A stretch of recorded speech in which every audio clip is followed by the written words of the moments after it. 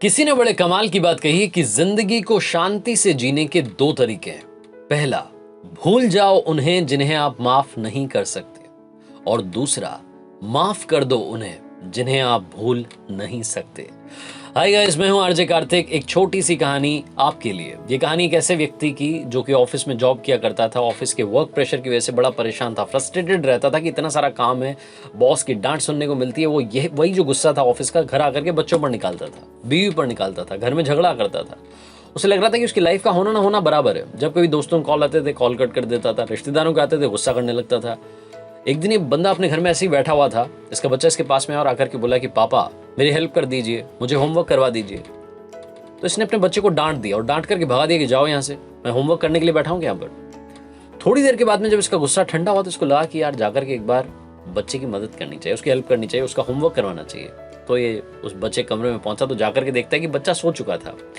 बच्चे ने होमवर्क की जो कॉपी अपने सिर पर ऐसे रखी हुई थी, होमवर्क करते करते ही सो गया था। तो इसने कॉपी उठाई और उसको लगा कि उस कॉपी को नीचे रख देते हैं ताकि बच्चा आराम से सो सके। लेकिन जैसे ही ये कॉपी नीचे रखने वाला था, इसने पढ़ा कि उसमें लिखा क्या हुआ है। इसको लगा कि एक बार पढ़ लेते हैं, बच्चा काम क्या कर रहा था ऐसा जिसमें मदद चाहिए थी। तो जो होमवर्क था उसका टाइटल था, वो काम जो हमें शुरू में अच्छे नहीं लगते लेकिन बाद में धीरे धीरे धीरे अच्छे लगने लगते हैं। इस टाइटल पर बच्चे को एक ऐसे लिखना था। बच्चे ने एक पैराग्राफ लिख दिया था। तो इस बंदे ने पढ़ना शुरू किया। बच्चे ने सबसे पहले लिखा था, थैंक यू सो मच उन फाइनल एग्जाम्स का जो शुरू में हमें अच्छे नहीं लगते लेकिन उनकी वजह से बाद में समर वेकेशंस आ जाती हैं। थैंक यू सो मच उन बेस्वाद कड़वी लगने वाली दवाइयों का जो शुरू में तो बिल्कुल अच्छी नहीं लगती लेकिन बाद में उनकी वजह से हम सब ठीक हो जाते हैं। उस बच्चे ने आगे लिखा कि थैंक यू सो मच उस अलार्म क्लॉक का जो सुबह सुबह हमें जगा देती है, हमें अच्छा नहीं लगता लेकिन उसकी वजह से जो हम जाग जाते हैं तो हमें मालूम चलता है कि हम जिंदा हैं। थैंक यू सो मच ऊपर वाले का, भगवान को भी बच्चे ने थैंक यू कहा कि आपकी वजह से मेरे पापा मेरी जिंदगी में आए। मेरे पापा जो शुरू में तो मुझे डांटते हैं, मुझे बिल्कुल अच्छा नहीं लगता लेकिन बाद में मुझे घुमाने के लिए ले जाते हैं, अच्छा अच्छा खाना खिलाते हैं, खिलौने दिलाते हैं। तो ऊपर वाले आपका धन्यवाद कि आपने पापा को मेरी लाइफ में भेजा, क्योंकि मेरे दोस्त के तो पापा ही नहीं है।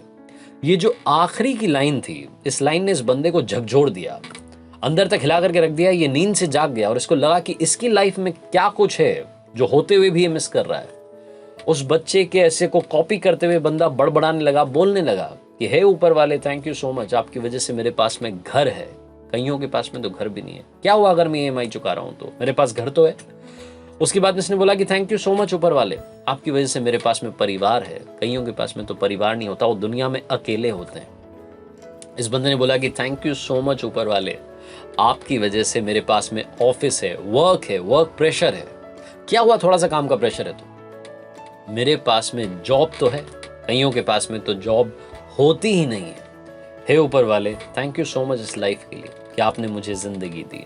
छोटी सी कहानी बहुत बड़ा पॉजिटिविटी का मंत्र देती है। जिंदगी में जो मिला है उसमें खुशियां ढूंढना शुरू कीजिए और इन्हीं खुशियों को ढूंढते ढूंढते जिंदगी का दायरा बड़ा करने की कोशिश कीजिए, क्योंकि जब आप अपने हौसले को बुलंद रखेंगे तो ऐसा कुछ भी नहीं है जो आप पा नहीं सकते।